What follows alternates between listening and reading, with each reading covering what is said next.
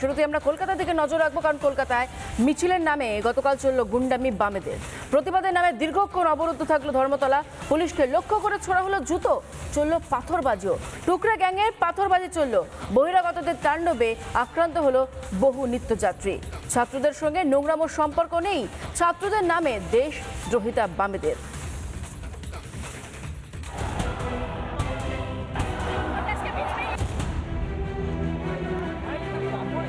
পুলিশকে লক্ষ্য করে চলছে জুতো ছোড়া, কখনো চলছে লাগাতার পাথরবাজি।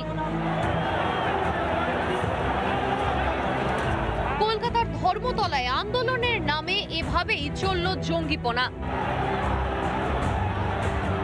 বামেদের গুন্ডামি ঘিরে শুক্রবার এভাবেই অবরুদ্ধ হয়ে পড়ল কলকাতার প্রাণ কেন্দ্র ধর্মতলা। ছাত্রদের ঢাল করে চলল গুন্ডামি।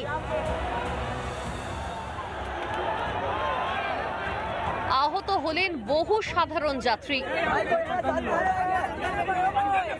তারা হচ্ছে যে এখন ভয় পাচ্ছে যে ভবিষ্যৎ ওদের আর কিছু নেই, তাই এই সমস্ত করছে। আজ পাথর ছুঁড়েছে দেখছেন সব, এখানে ওই সমস্ত সিপিআইএম, সিপিআই, আরএসপি ইত্যাদি সমস্ত যারা হচ্ছে বামপন্থী যে সমস্ত ছাত্র ইত্যাদি। ছাত্র কজন ছিল? ছাত্রদের সমস্যাতে ছাত্রদের নিয়ে তো আন্দোলন হবে, এখানে ছাত্র তো ছিল সব, ওরাই সমস্ত এখানে অশান্তি একটা তৈরি করে। আসলে অন্য কোনো কাজ নেই, আসলে হচ্ছে অশান্তি তৈরি করাটাই ওদের। ভোটে হেরে ভোটের রাজনীতি বামেদের, উস্কানি দিয়ে অশান্তির চেষ্টা। কিন্তু বাংলায় অশান্তি যে বরদাস্ত হবে না তা স্পষ্ট বুঝিয়ে দিয়েছেন মুখ্যমন্ত্রী। চিহ্নিত করেছি, মার্ক করেছি, এদের সঙ্গে নিটের কোনো সম্পর্ক নেই। আগের প্রাক্তন মুখ্যমন্ত্রী যিনি এখানে হেরেছেন তিনি বারবার বলেন না শুক্রবার তো ওরা একটু করবে। শুক্রবারীরা যারা করেছে চিহ্নিত হয়ে গেছে, এদের কি করতে হয় আমি জানি। গুন্ডা দমনে আইন এনেছে শুভেন্দু সরকার, এবার জেলের ঘানি টানার অপেক্ষা অশান্তিবাজদের।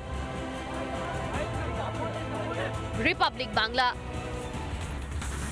নানা ধরনের কন্টেন্ট দেখার জন্য লাইক করুন, শেয়ার করুন আমাদের ফেসবুক পেজ, সাবস্ক্রাইব করুন আমাদের ইউটিউব চ্যানেল। পাশাপাশি অন্যান্য ব্রেকিং নিউজের জন্য অবশ্যই চোখ রাখুন রিপাবলিক বাংলায়।